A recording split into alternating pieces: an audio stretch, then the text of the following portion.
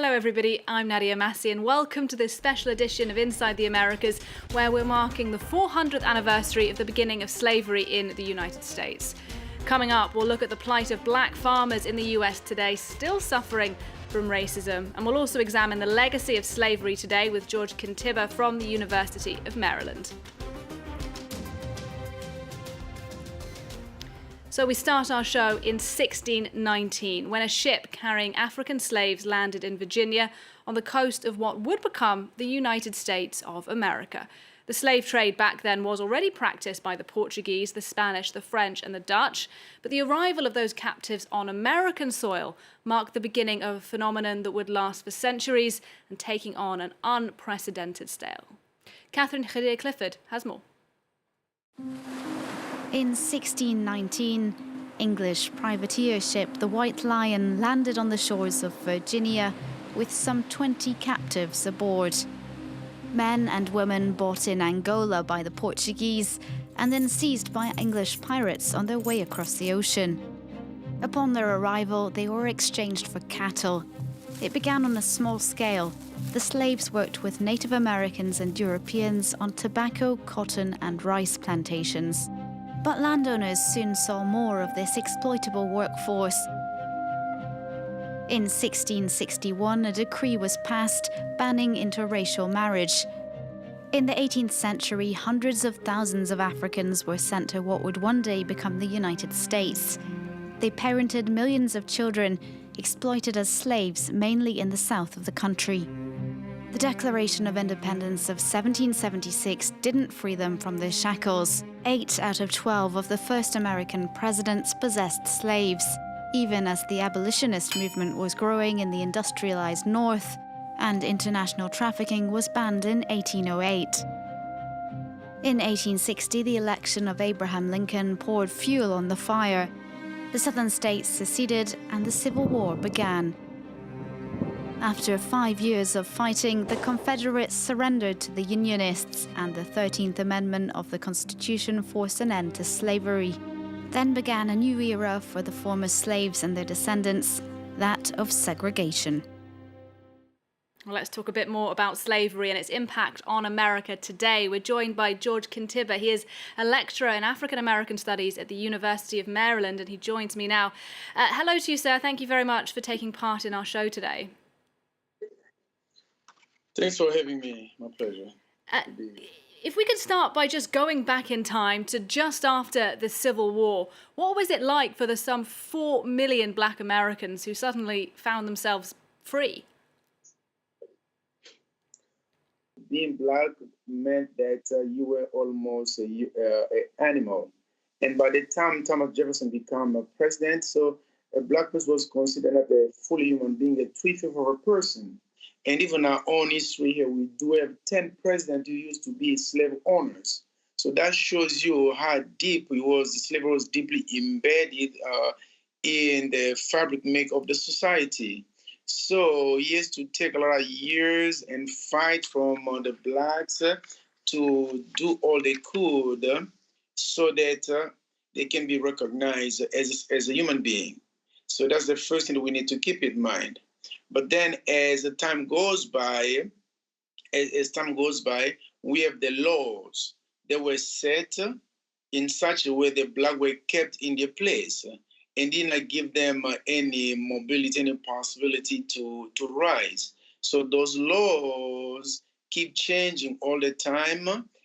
They don't give to black people a chance to rise. I wanted to bring in another thing that is perhaps emblematic of America, and that is capitalism. I wonder whether it was slavery itself, as well as capitalism, that helped turn America from what was quite a poor fledgling nation into the financial sort of giant that it is today.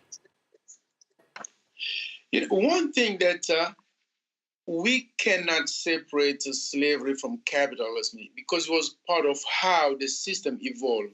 And yes, it was the sale of the slave that built the wealth of the nation. And if they had to pay for the labor that forced the black to do, the country will go completely bankrupt. So it was completely embedded in the system, and it was because of the work of the slave that the country made his wealth. And today is very, very difficult for many people, especially not white, not black people, I'm sorry, to really accept the fact that there was something completely wrong in that, and even to be one step ahead, when someone begins to talk about, for instance, reparation. Yeah, reparation for the Japanese, yes. For the native people here, yes. For the black, please forget it and throw it out of your mind, because they were not considered as human beings. And for that, it is really impossible, but we continue to fight for that. Yes, and I want to talk much more about reparations, which you mentioned, as well as the broader legacy of slavery on the United States. But before we do, let's take a moment now to focus on the plight of black farmers in the United States. There are, at the moment, 45,000 of them, and that's down from something like 1 million a century ago, meaning they're not even 1.5% of all farmers in the United States. Faced with constant discrimination in everything from loan payments to crops, many of them have simply given up. But one man in Virginia has been tirelessly fighting for farmers of colour. Our Washington correspondent, Ketavan Gorjestani, went to meet him. Like his father and grandfather before him, John Boyd is a farmer and the descendant of slaves. Boyd grows soybeans in Baskerville in southern Virginia, on the same land where slaves used to pick cotton. Oh man, it's always been harder for me as a black farmer than for a white farmer in the area. For example, when I sold my grain to the local grain elevator, I was paid less as an African-American farmer. Farming is a white man's industry. After repeatedly being denied loans from the Department of Agriculture when he started his business, Boyd eventually filed and won the first ever discrimination lawsuit against the USDA. You can see I ain't a bad farmer. I don't mistreat the soil. My grandfather said, you take care of the land will always take care of you. That myth about black farmers being bad farmers is just that, a myth. We weren't bad farmers when we were slaves. We weren't bad farmers when we were sharecroppers. We weren't bad farmers during all those particular time periods until we were free and able to do it on our own. When slavery was abolished in 1865, newly freed slaves lacked resources and often stayed to work on the land owned by their former owners, farming the land for a share of its yield. From a high of nearly 1 million a century ago, there are now just about 45,000 black farmers left in the U.S. It's to protect and help them that Boyd started the Black Farmers Association in the mid-90s.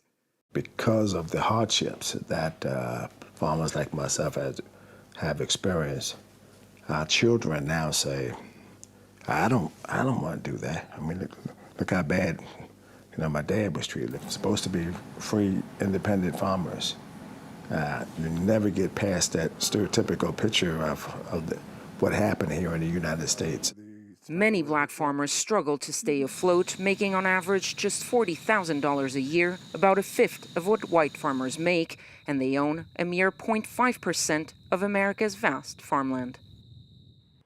Well, let's bring back in George Kintiba, who is listening to that report with me. George, we just heard there then John Boyd talking about farming as being a sort of white man's industry. What other industries do you think have been badly hit by the legacy of slavery? Number one, coming back to what John Boyd was saying, is exactly correct. We need first to understand there were some laws on the state level and on the federal level. So the state will give money, the federal government will give money to the state. And it's dependent on the officers on the ground. And every time a black person went to apply for some funding for his farming, they used to change sometimes the law.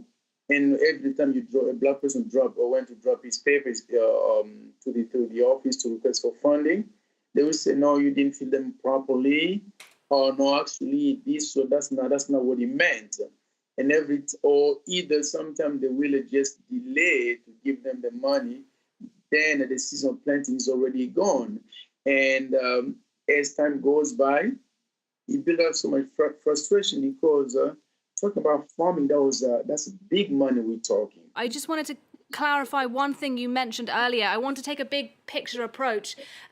What might be a solution to some of the clearly intractable problems you've talked about here? Is it for you reparations, the answer? Very briefly, if you could, sir.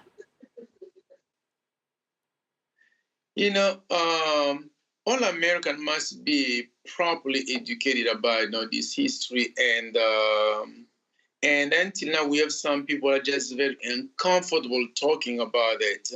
But there are more conversations taking place now around this history, and we have continued to talk about it until people become to understand the wrong done to the Black people, and all that also affects so many areas of life for everybody.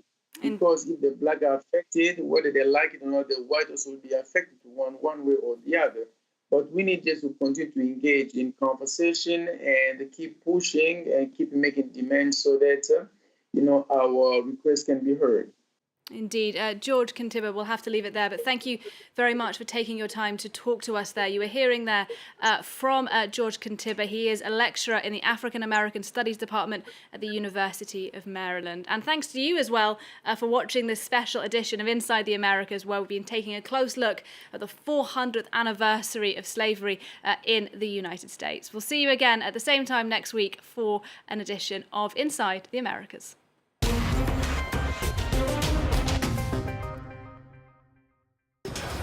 From North to South Africa, from Bamako to Nairobi, from Accra to Mogadishu.